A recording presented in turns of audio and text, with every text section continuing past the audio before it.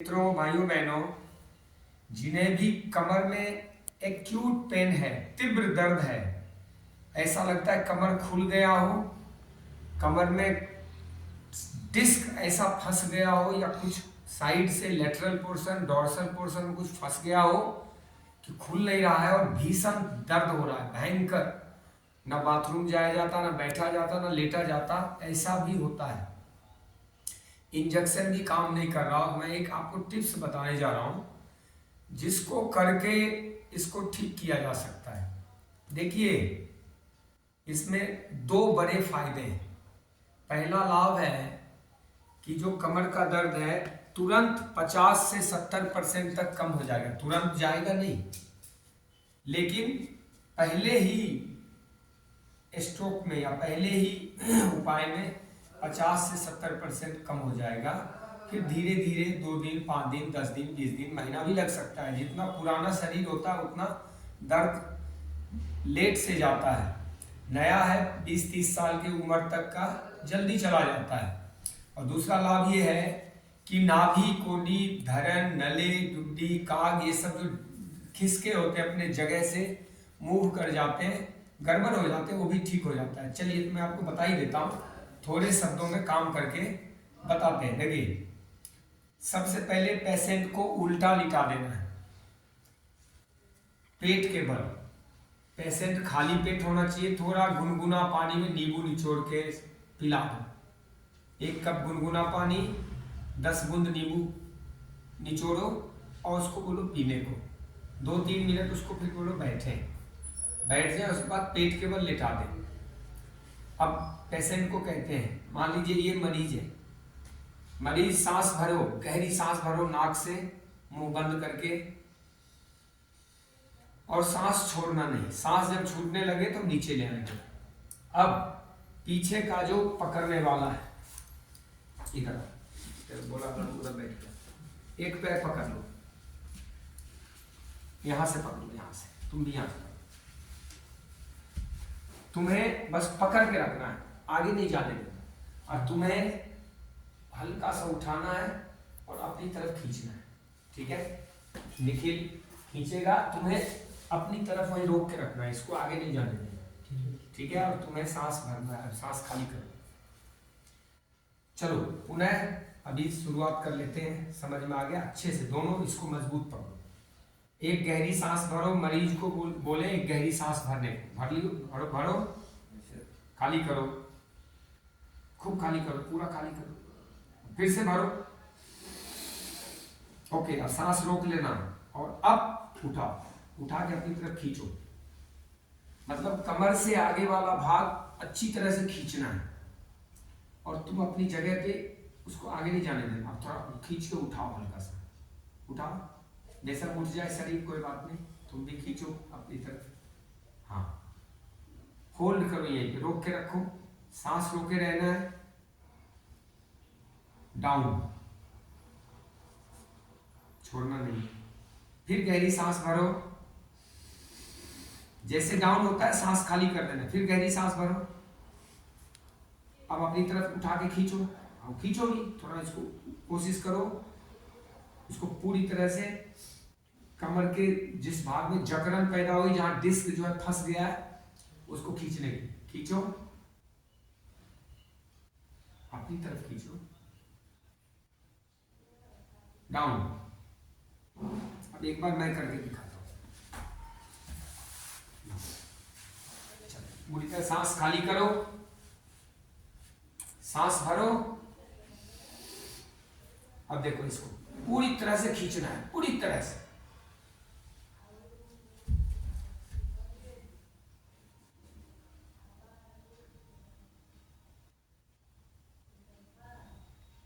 Down. ये तो हो गया एक लेग जॉइंट। पूरी ताकत से खींचना है। अगर पेशेंट बीच से उठ भी जाए तो घबराना नहीं है। दूसरा काम ये करना है, अगर मान लो एक ही आदमी हुआ और कोई एक ही पेशेंट है, एक ही आदमी है, कोई सहायता करने को नहीं है, तो एक तरीका बता देता हूं। ये जो दोनों पैर हैं, इसमें लगभग 1-1.5 फीट का गैप होगा। पैर के पास या थोड़ा 1-1.5 फीट दूर 2 खूंटे गाड़ लो, लोहे के या बांस के, इतने बड़े बड़े पोल, उसको जमीन में गाड़ दीजिए। चादर बिछा के या बोरी बिछा के या मैट बिछा के, दरी बिछा के, गमछे से, ऐसे ही कपड़े के किसी धोती या गमछे से या लुंगी से पैर में बांधिए और खूंटे में बांध दें। खूंटे से पैर की दूरी 1 फीट का हो तो अच्छा है, नजदीक बांधेंगे पैर में खरोंच आ सकता है। वहां खूंटा होगा और यहाँ पैर होगा, दोनों को बांध दीजिए और मात्र एक आदमी इसके हाथ को ऐसे फंसाए, पेशेंट को सांस भर पाए और उसको खींचे। अधिकतर चीजें 5, 10, 12 बार, 1 दर्जन बार करते करते चीजें थोड़ी ठीक हो जाती है। 50-60% दर्द तो आराम पड़ ही जाता है। उसके अलावे भी है, अगर नहीं पड़ा तो क्या करना है, बाल्टी में गर्म पानी रखने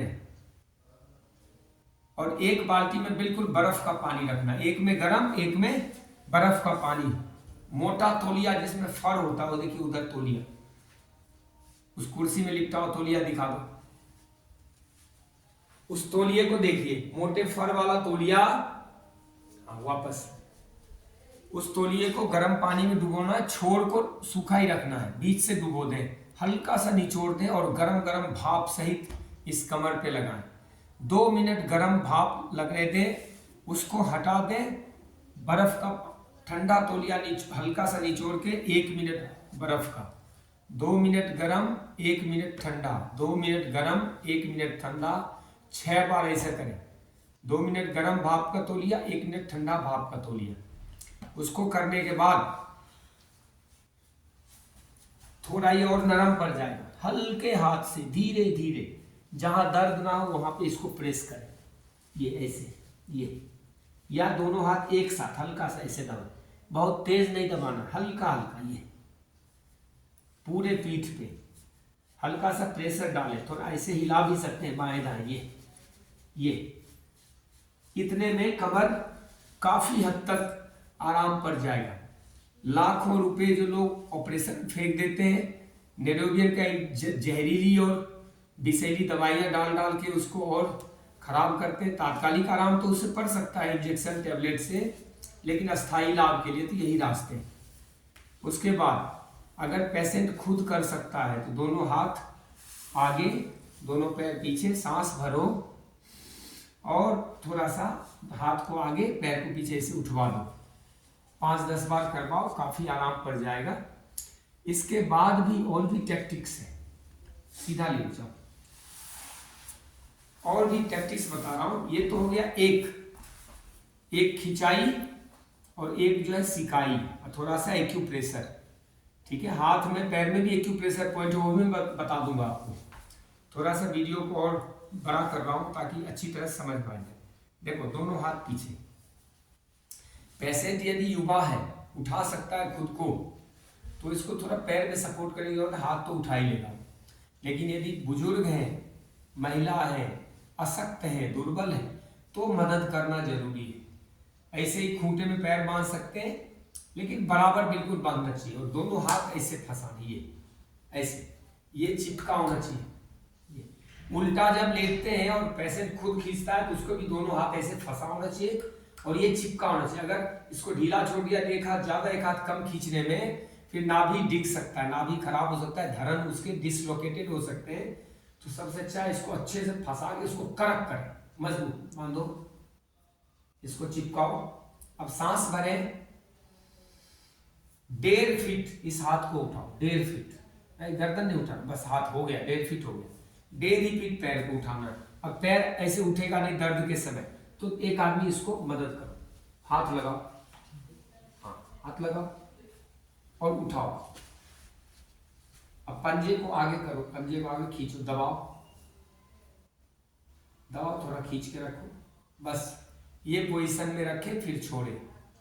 10 सेकेंड, 15 सेकेंड से लेके 30 सेकेंड, 45 सेकेंड तक रोके, जितना उसका सांस लंबा है और रुक सकता है, फिर धीरे धीरे नीचे छोड़ दे। ऐसे 1 दर्जन बार धीरे धीरे करें, इससे अत्यंत लाभ होगा। बस हाथ नीचे करो, उसके बाद एक और टैक्टिस बता देता हूं। एक पैर लेके ऐसे रखो, इस पैर के पास ये पैर फंसा दो हल्का सा, ताकि हाथ पैर हिले नहीं। हाथ गर्दन के नीचे रखो, दोनों हाथ इसको नीचे रखो, गर्दन इधर रखो, ये। अब इसको धीरे धीरे ये हल्का हल्का ये ऐसे प्रेस दो, ये इसको नरम कर दे। ये जो कमर का भाग है जितना संभव है, अगर दर्द होता है तो नहीं करना, और अगर कम दर्द हो तो थोड़ा सा इसको प्रेस, इसे दबाव भी डाल सकते हैं।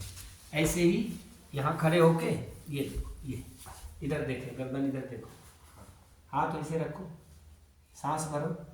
पेशेंट को बोलना सांस भरो, सांस भर के कोई क्रिया, सांस भरो और रोक के रखो सांस को।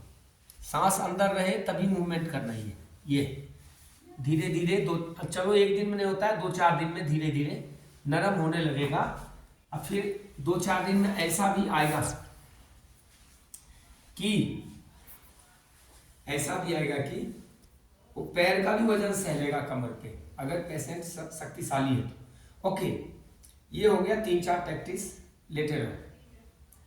अभी मैं अगली बात बता देता हूं। ये वास्तव में वायु दोष है।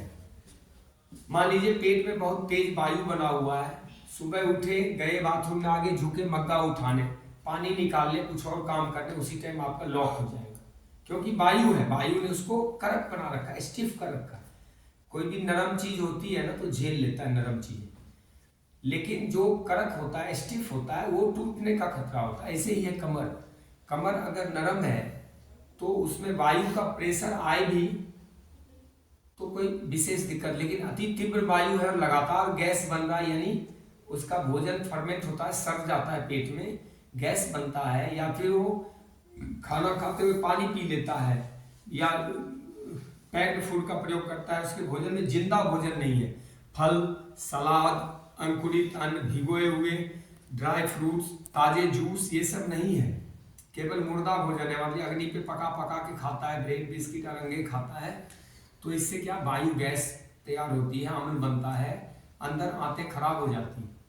ऐसे केस में सबसे पहले हरड़, जो छोटी हरड़ है उसका टुकड़ा मुंह में रख के चूसे, या उसका पाउडर मिले, हरड़ को पानी में घोल के उसको पिला दें, 2-3 हरड़ पीस के घोल के पिला दें, और 2-3 घंटे बाद उसकी आंतों को शुद्धिकरण कराइए। अनीमा लगाएं, हम तो यहाँ पर अनीमा लगवाते हैं, या फिर त्रिफला दें, या फिर कोई परगेटिव देके, एडेंड का oil work, castor oil work देके उसको परगेट करें, आंतों की क्लिंजिंग करें। एक बार नहीं, 3-4 बार करें। आंतों धुलाई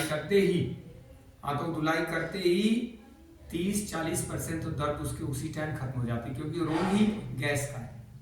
हाँ, गिरने का चोट है वो अलग बात है, लेकिन ये जो वायु का रोग है, बात दोष जब होता है, स्लिप डिस्क हो जाता है, साइटिका हो जाता है, फंस जाता है, तो इसको इस प्रकार ठीक किया जाता है। मुझे 2 बार ये अनुभव हो चुका है, और मैं बहुत परेशान होकर तब इसको मैंने ठीक किया, बहुत मेहनत करके ठीक किया, और जो मेरा स्वानुभूत प्रयोग अनुभव रहा उसी के आधार पर वीडियो में संप्रेषित कर रहा हूँ। मैं कोई पढ़ के या किसी से सुन के देख के कुछ ऐसा नहीं, जो मेरा स्वयं का अनुभव है, स्व अनुभव को मैं आपके सामने प्रस्तुत कर रहा हूँ या संप्रेषित कर रहा हूँ।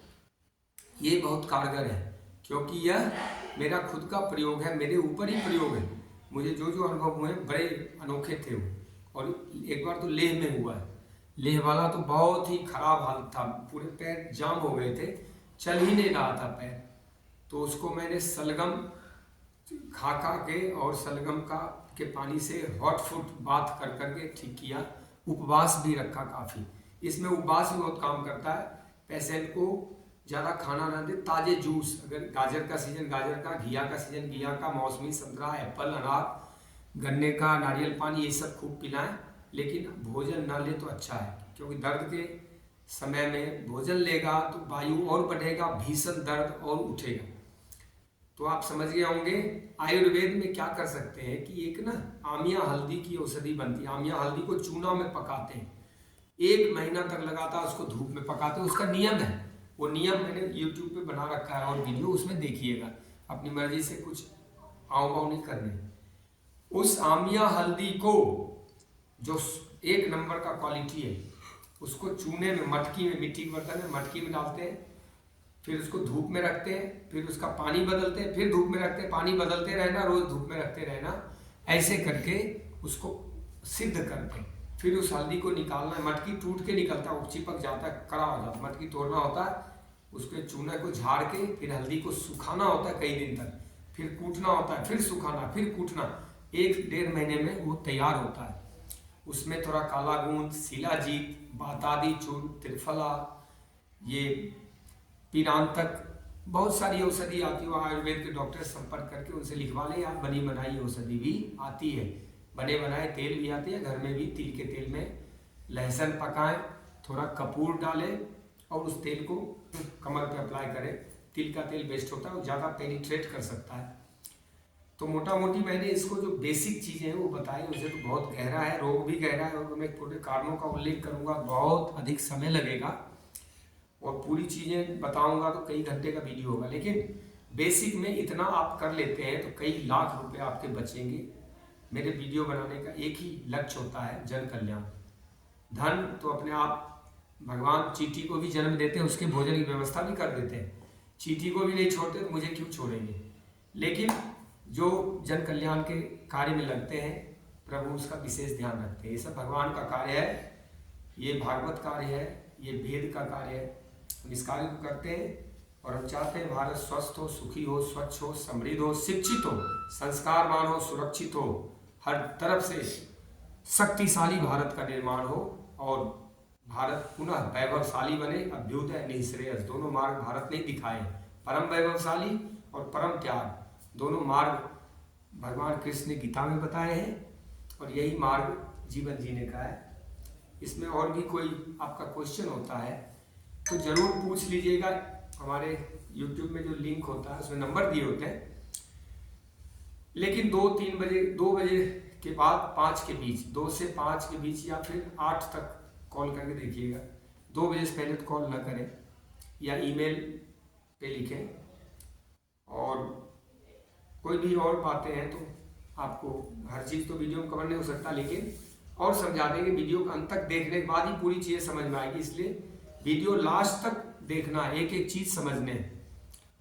और इसमें पत्ते भी बहुत काम करता है। एक बात और लास्ट में ऐड कर देता हूँ, पत्ते का रस, मूली का पत्ता हो या फिर मेथी, बथुआ, पालक, सरसों, धनिया, पुदीना, कुछ नहीं तो नीम, गिलोय, तुलसी, गेहूं का जवारा, और कदीमा जो होता है जिसको कद्दू कहते हैं, कद्दू का पत्ता ही बहुत, ये जो घिया होता है, तोरी, घिया तोरी का पत्ता भी पीस के पिए, बहुत लाभकारी है। बाकी तो कोई भी पत्ता कुछ ना कुछ तो लाभ करता ही है, लेकिन इसमें ये जो मैंने पत्ते बताए ये बहुत ही अद्भुत है। मूली का पत्ता तो विशेष करके वायु दोष में लाभकारी है। मसाले में अजवाइन सबसे प्रभावी है। अजवाइन, धनिया, जीरा, सौंफ, दालचीनी, मेथी दाना और सौंठ, इसका एक कॉम्बिनेशन बना है। इसका वीडियो मैंने अलग बनाया हुआ है। आंतों की गर्मी निकालने के लिए, वायु दोष समाप्त करने के लिए। उसको रात भर मिट्टी के बर्तन भिगो के रखें 1 कप पानी में, सुबह छान के, मसल के, छान के थोड़ा गुनगुना करके पिए। जय श्री राम। ओम। आप सबों का कल्याण हो।